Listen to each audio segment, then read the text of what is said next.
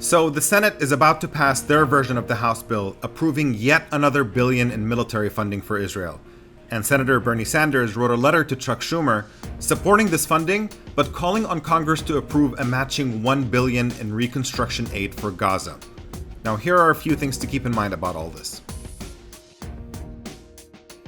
Bernie's letter includes an important and powerful call to Congress to be more concerned about the enormous destruction and suffering that Israel's attack on Gaza has brought upon Palestinians.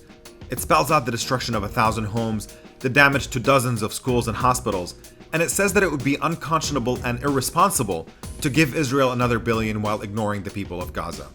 In what should be the bare minimum position of any person with decency, but sadly one that is rarely uttered in Congress, Bernie insists that Palestinians deserve the same right to peace and security that Israelis are entitled to.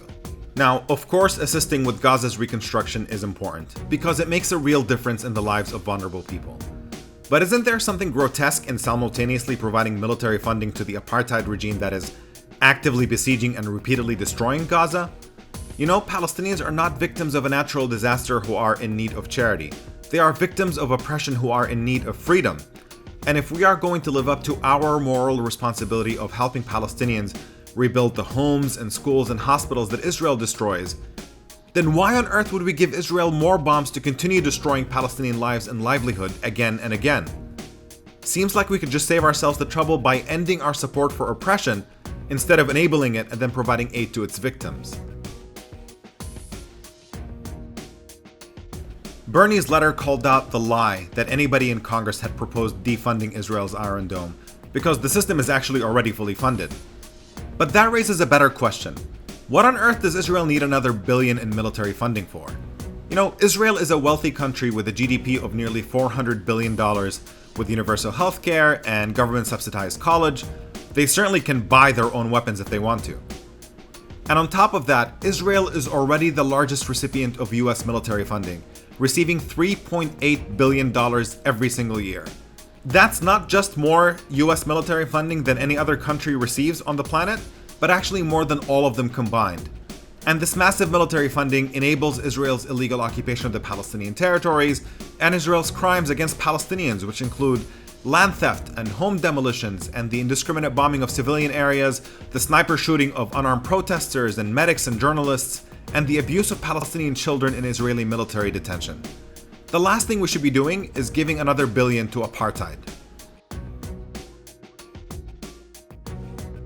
If you watched the so-called debate on the House floor about this added billion in military funding, you saw two things. You saw members of Congress sound like bots regurgitating the exact same talking points that they've likely received from lobbyists. And that commitment must remain ironclad. Ironclad. Ironclad. Purely defensive. Purely defensive. And you also saw many members smear Congresswoman Rashida Tlaib for her opposition to this billion in funding. We cannot be talking only about Israelis' need for safety at a time when Palestinians are living under a violent apartheid system and are dying from what Human Rights Watch has said are war crimes. We should also be talking about Palestinian need for security from Israeli attacks. We must be consistent in our commitment to human life, period. Everyone deserves to be safe there.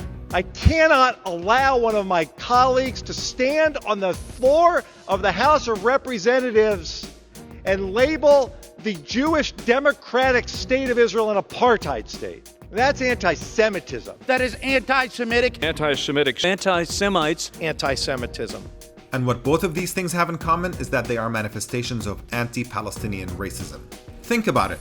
Why is there endless conversation about Israeli security, but not a word about Palestinians' need for safety and security? And Israel is the occupier and the oppressor here, and Palestinians are the occupied and the oppressed, who are having their society destroyed. The fact that there is no discussion about Palestinians' need for security, from the US-made weapons that Israel drops on them no less, is an outrageous double standard and a serious moral failing among so many of our congressional leaders and the administration, who just don't see Palestinians as equal human beings who are deserving of the same security.